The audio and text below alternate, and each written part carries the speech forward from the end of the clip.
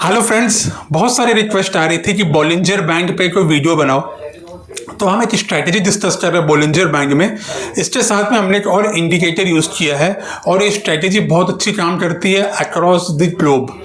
तो आप इस स्ट्रैटेजी को फॉलो करो, आप बैक टेस्ट करो और हमें प्लीज बताओ कैसी लग रही है आपकी स्ट्रैटेजी।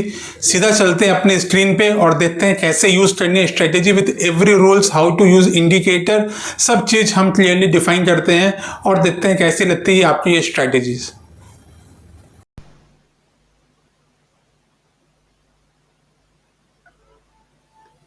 हेलो फ्रेंड्स, स्क्रीन पे आप देख सकते हो कि बोलिंजर बैंड क्या है।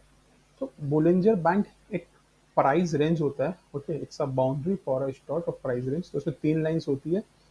तो जो मिडिल लाइन है वो सिंपली 20 डेज की मूविंग एवरेज है।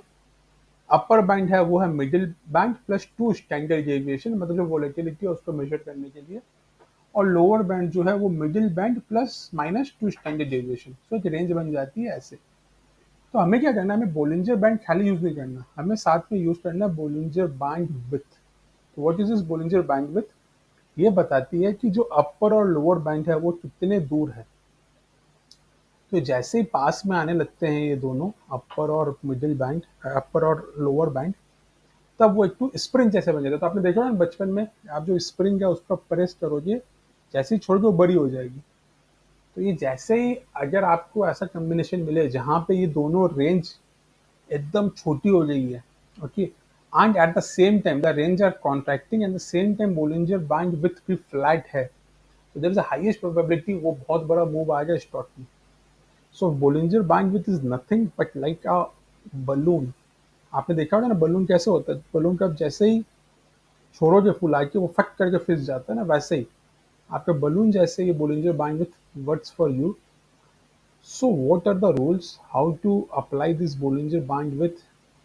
And both are free in TradingView and other platform also. So rules are कि जो price close है वो upper Bollinger Band के ऊपर होना चाहिए, जो Bollinger Band width है वो upper rising होनी चाहिए, और SL होना चाहिए आपका below middle band, the close below middle band.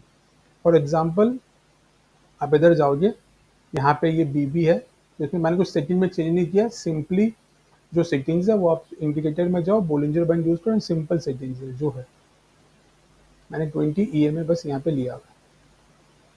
और ये जो है बोलिंजर बैंडविड्थ ये भी सिंपल 22 है। तो आप इंडिकेटर में जाओगे and you can find easily both the indicator for free. Like this is Bollinger Band, ठीक है, Bollinger Band and this is Bollinger Bandwidth. Now let's see the example कि आपको समझ में कैसे है। अभी क्या हो रहा है ये आप आराम से समझना। आप वीडियो को दो बार रिवाइंड करके सुनिए, बट थोड़ा सा टाइम देना इसमें। ये बहुत अच्छी स्ट्रेटेजी है, बहुत ज़्यादा यूज होती है ग्लोबली। अभी क्या हो रहा था, ये है ग्लेनमार्क फार्मास्यूटिकल का चार्ट। अब आते हैं इस चार्ट में क्या हुआ।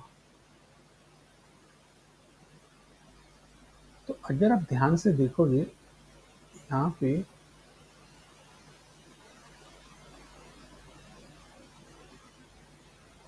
तो अभी यहाँ पे क्या हो रहा था 30 में, तो आप देख रहे हो ये बोलिंजर बैंड कैसे फ्लैट हो गया। सी ये इतना वाइड था, upper band, this is middle band, this is lower band, ये इसमें इतना डिफरेंस था।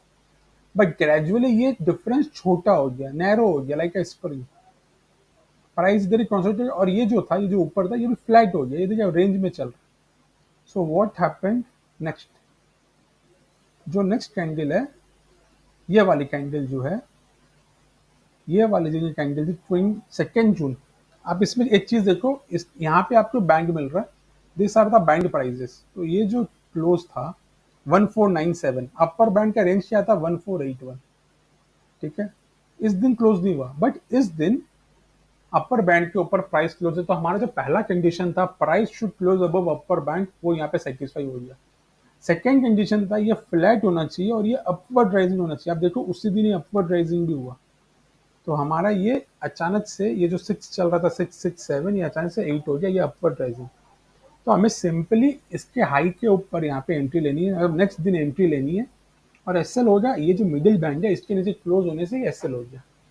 आप देखो फिर क्या हुआ और कितना बड़ा मूव आया, बिकॉज वो जो कंप्रेशन होता है ना, ये जो कंप्रेशन था इतना दिन का रेंज में, ये जो बैंक स्क्वीज हुए, तो this is simply a squeeze. तो स्क्वीज हुआ और जब ये चोट से निकलती है तो ये ऐसे ही मूव आती है। अब देखो इसका मूव, देखो अब क्या मूव था।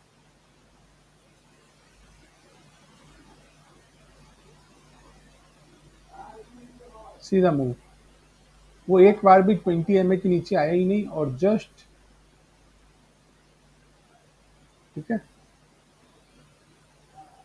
तो ये होता है move, and you can C move का कितना बड़ा, जब यहाँ पे जो एंट्री मिली उसका मूव का हमें almost almost 55% was the rise. Okay, अगर आपको पूरा भी कैप्चर नहीं लेना, how to fix the that it is upon you, 1:2, 1:3, जो आपको लेना आप ले सकते हो, but move will be very fast and furious. Let's see one more example, a cash example now. हमने एफएनओ देखा ग्लेनमार्क, एफएनओ में बोलता तो सर बहुत वॉल्यूम होता है, what about the cash stock. Now let's see what happen in cinema. Cinema में भी सेम, देखो यहाँ पे कंसोलिडेशन हो रहा था और जो ये जो है बीबी, ये एकदम नीचे चला गया पूरा फ्लैट। अभी यहाँ पे प्राइस जो है क्लोज दिया above this line, you can see the high was 555, यहाँ पे 555 हाई है, क्लोज जो 556 है। तो यहाँ पे हमें क्लोज मिला और हमारा ये जो बोलिंजर विथ है ये अपर राइजिंग स्टार्ट हुआ, and you can see the move once it started from here, it moved almost 35-36%, और अभी भी इसमें एसएल आया नहीं। तो this is a power, I hope you people are getting it, and please उससे पहले आप थोड़ा लाइक एंड सब्सक्राइब करो चैनल को, सो दैट ये वीडियोस बहुत जन के पास पहुंच पाए, बहुत जन इसका बेनिफिट ले पाए। Let's see one more example, BEL. BEL में भी आप देखोगे यहाँ पे क्या हुआ था, ये बोलिंजर बैंड स्क्वीज होना स्टार्ट हो गए थे यहाँ पे इस रीजन में, ठीक है। ये फ्लैट था, तो अगर आप ध्यान से देखोगे यहाँ पे ये स्क्वीज हो रहा था। हमें मूव कब मिला, जब उसके ऊपर क्लोज हुआ। उसके ऊपर क्लोज कब हुआ, ऑन 13th में, और ये अपवर्ड राइजिंग था। आप देख सकते हो 13 में कुछ price was around 320, 335, and it move all the way to 400 before taking. यहाँ पे भी स्टॉप लॉस नहीं हो, बिकॉज मिडिल बैंड के ऊपर ही हमारा क्लोज हुआ था, तो हमारे स्टॉप लॉस यहाँ पे कहीं जाके होगा। तो you can see how effectively this can be used for a swing strategy. The last example, अगर इसमें एसएल भी लगेंगे तो एसएल बहुत छोटे होंगे, बट अगर आपने अच्छे मूव पकड़ लिए तो move will be very fast and furious. Now let's see this example. यहाँ पूरी बोलिंजर बैंड स्क्वीज हो रही थी, ठीक है।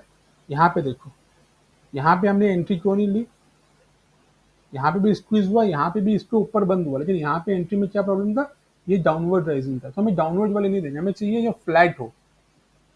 व्हाट हैपन, इसने यहाँ पे क्लोज दिया था ऑन 11 जुलाई और ये अपवर्ड राइजिंग होना स्टार्ट हो गया। आप ये देख सकते हो, ये 5.5 से सीधा 6.6 आ गया और क्लोज भी अबव अपर बोलिंजर बैंड हुआ। तो और उसके बाद का मूव देखो, 3229 से almost it move to 2700। So this is the power of this strategy. Guys hope आपने समझ में आया होगा। Again to rewind, Bollinger band मतलब होता है कि वहाँ 3 लाइन है, वो एक प्राइस रेंज होती है, वो डिफाइन कर रही है, उसमें आपका मिडिल बैंड जो है वो सिंपल मूविंग एवरेज है 20 दिन का, और upper band is middle band plus 2 extended deviation, और lower band is middle band minus 2 standard deviation. Standard deviation is nothing but volatility आपको मेजर करती है। बोलिंजर बैंड विड्थ है वो बताती है कि अपर और लोअर बैंड में कितना बड़ा आपका डिफरेंस है।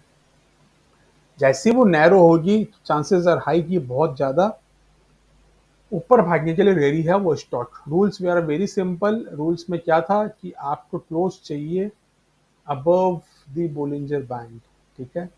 आपको क्लोज चाहिए अबव बोलिंजर बैंड, एंड जो ये विथ है ये फ्लैट होनी चाहिए और ये अपवर्ड राइजिंग होनी चाहिए, और SL you can place below the middle band, close below middle band, and target as per your risk appetite 1:2, 1:3। Hope you like this video. ऐसे अगर और आपके वीडियोस चाहिए तो आप हमें फॉलो कर सकते हो। प्लीज़ अपने फ्रेंड के साथ में इसको और शेयर करें, बिकॉज हम यही मानते हैं हमारे यहाँ सीख मिलती है, सिर्फ टिप्स नहीं। Thank you so